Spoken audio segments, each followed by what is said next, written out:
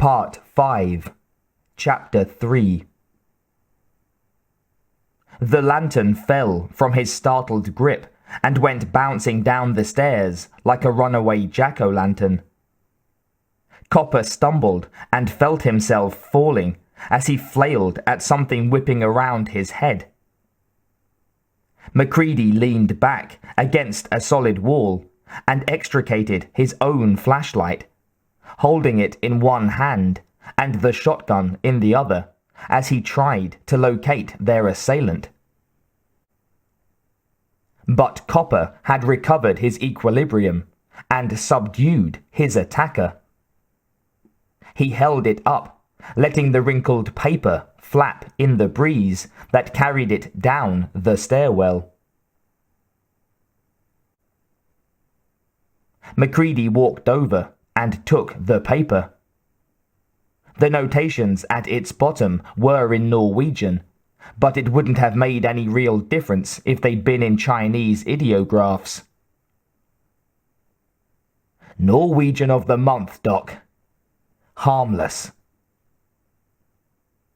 He started to toss the centerfold away, thought better of it, and pocketed it for detailed inspection later on.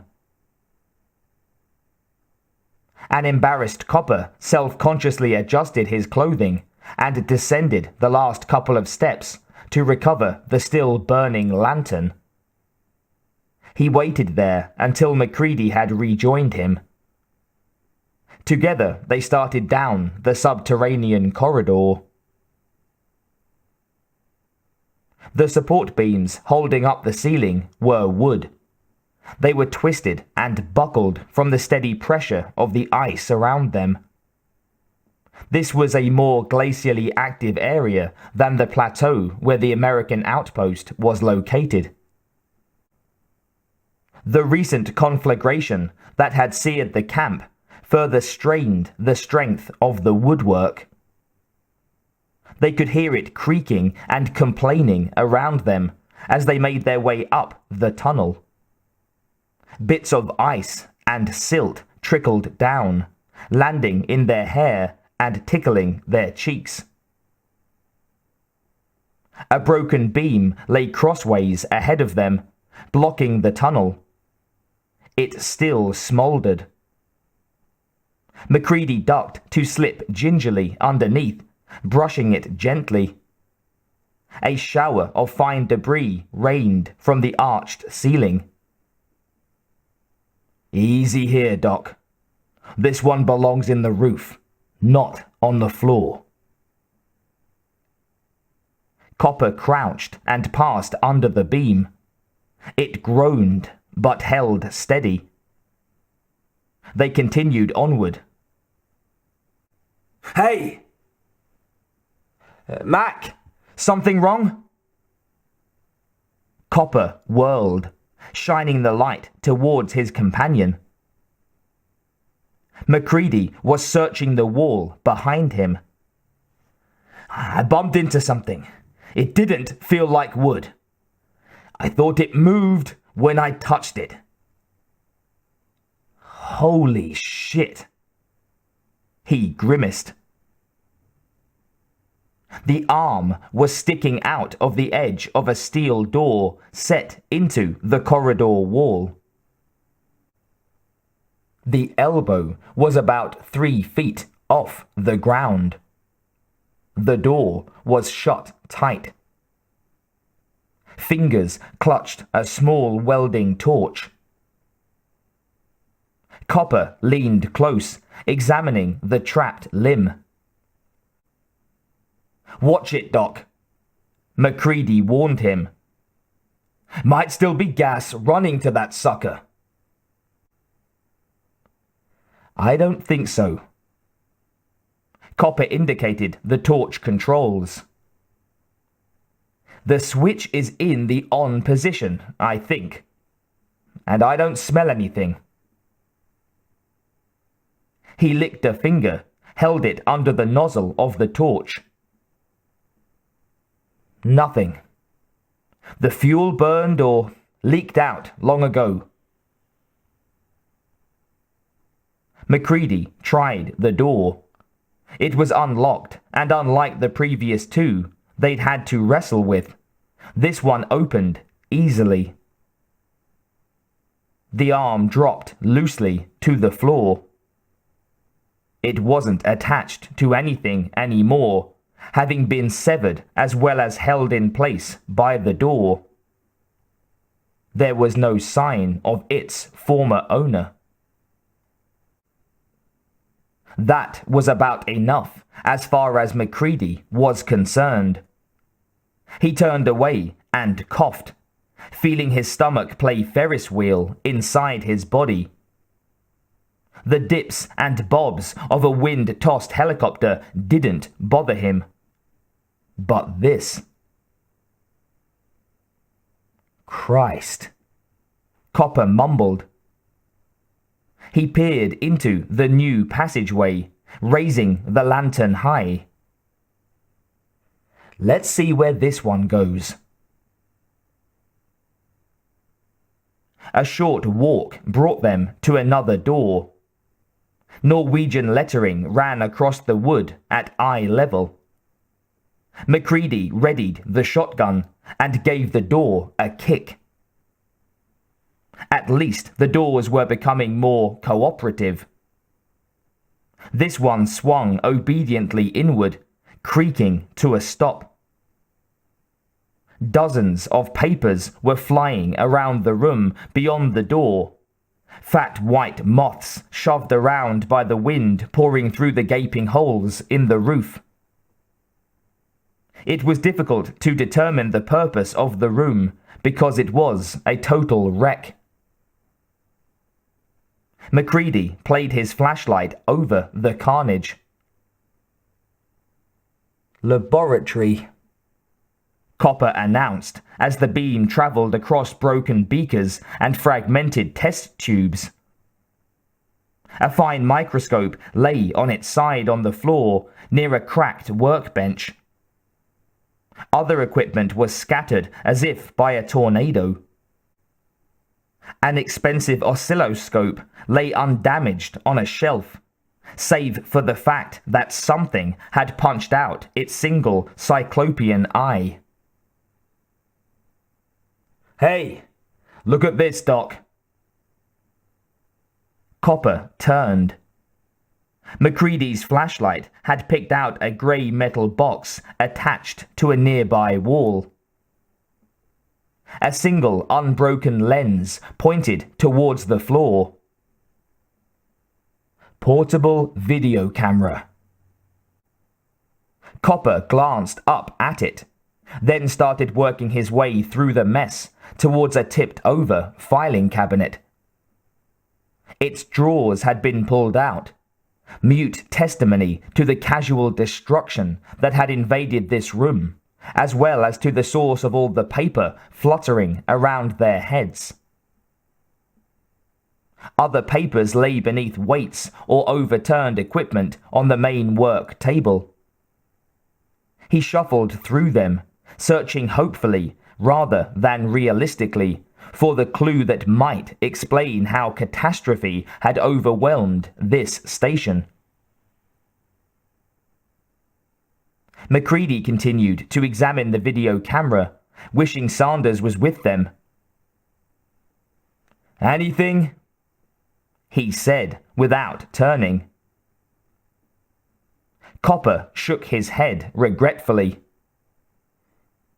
"All in Norwegian, I'm afraid." He pulled out a couple of sheets, squinting at them in the weak light.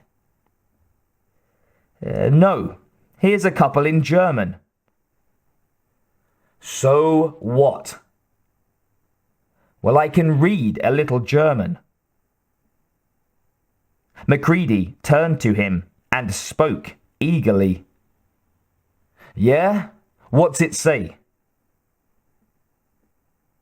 The doctor continued to inspect the papers, his lips moving as he followed the long words. "Allgegenwärtig Glacis." He broke off and looked up, disappointed. It's a tract on the movement of pressure ridges, I'm afraid. Wonderful, said Macready sarcastically. That's a great help.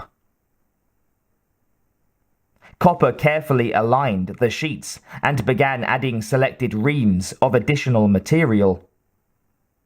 The pilot frowned. Now what are you doing? Nobody back at base can read that stuff either. I know. He bent to retrieve a packet of paper bound in red plastic. But this could be important work. It looks like 6 people have died for it. If the positions were reversed, I'd want some other scientist to do the same for me. Macready forbore from mentioning that Copper was only a GP, not a scientist. Okay, he said impatiently. But it's getting late.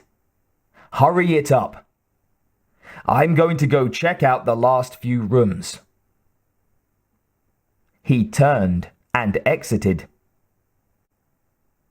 Copper continued to gather the papers, stacking them neatly in one arm. Perhaps some Norwegian bureau or university would be able to make sense of them. Scattered among the rubble was a pocket tape recorder. Several cassettes lay strewn across the floor nearby. He picked one up. It was hand-marked. Unless it was part of somebody's private collection, that meant it probably contained scientific notes and not pre-recorded music. Something behind him. He whirled. No, nothing. Easy, Copper, he told himself. This place is too cold even for ghosts. He popped one of the tapes into the recorder and tried fiddling with the controls. Macready bulled his way into another room and was greeted with a shower of splinters and cracked ice. Grumbling, he brushed the debris from his parka as he angled the flashlight upward. Here, too, the ceiling was a mess. He lowered the light and started inspecting the interior. Copper found the playback switch. A casual Norwegian voice droned away in pedantic, unemotional tones. He fast-forwarded the instrument.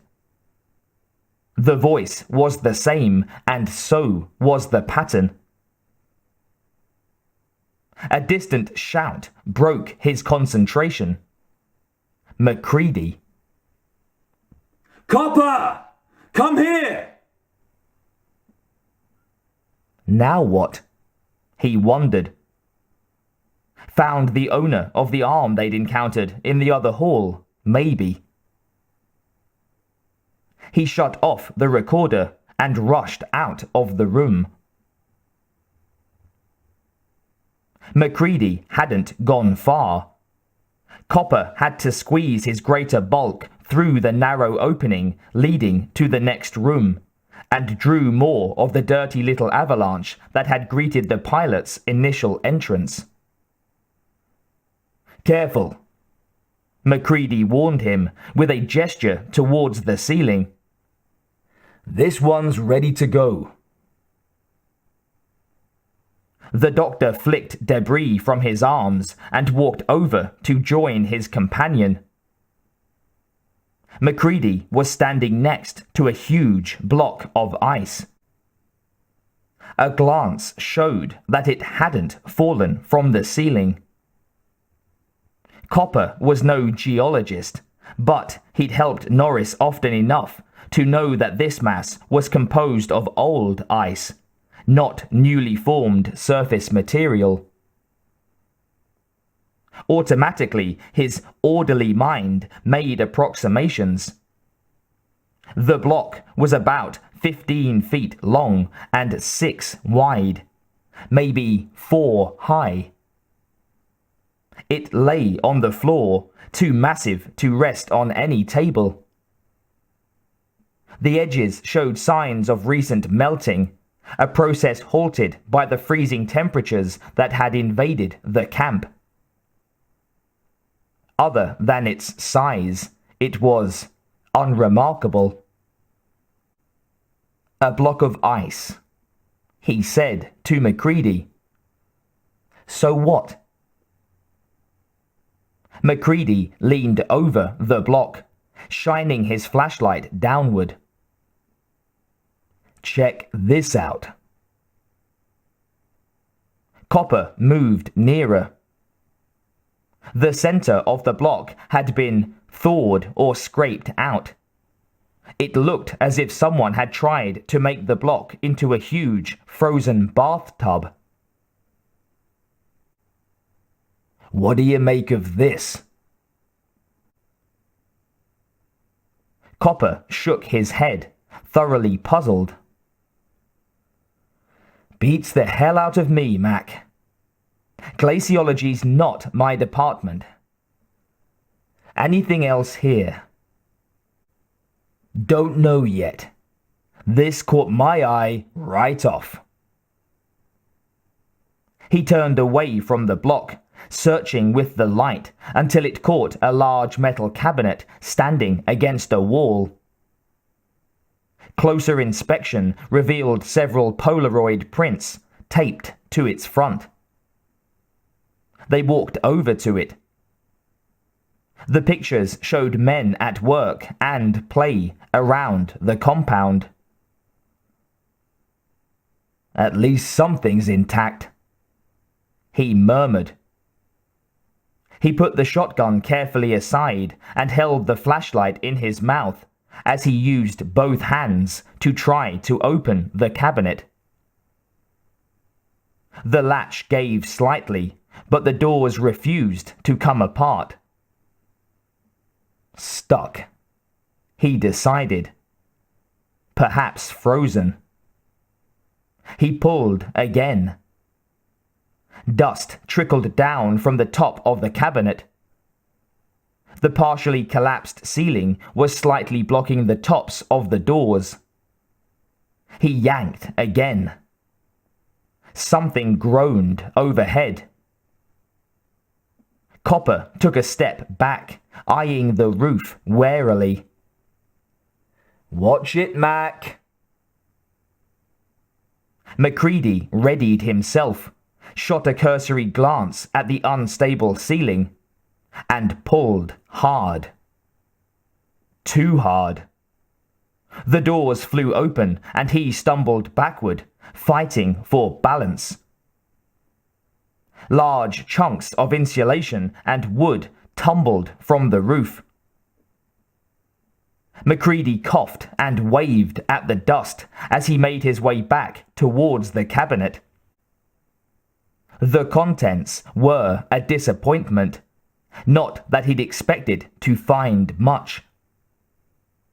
His struggle with the doors produced no revelations. Some of the shelves were empty. Others supported small scientific instruments, several programmable calculators, racks of slides, a few unbroken beakers, and some glass tubing. His flashlight focused on a large photograph taped to the inside of one door. 5 men filled the picture. They stood arm in arm, all smiles, holding glasses raised in a mutual toast. It was an exterior shot taken somewhere outside the camp. In front of them, on the snow, lay the block of ice. The photo made it appear larger. Perhaps some of it had melted in transit. Macready decided. It was obviously set out for the benefit of the camera, though he couldn't decide from looking at the photo whether the men were toasting it or each other. He looked over his shoulder at the block of ice, back at the photo, then at the ice again. There was no doubt in his mind that the block in the picture and the one resting 5 feet away were one and the same. The dimensions of the one in the picture might be slightly greater, but the proportions were identical. He carefully untaped the photo and slipped it into a coat pocket, then reclosed the cabinet doors. As he did so, more debris tumbled from the ceiling. Wood, plaster, fiberglass insulation, and something else. Something cold, but still soft. Macready screamed. Copper gaped. The corpse was missing an arm, but was still heavy enough to knock Macready down.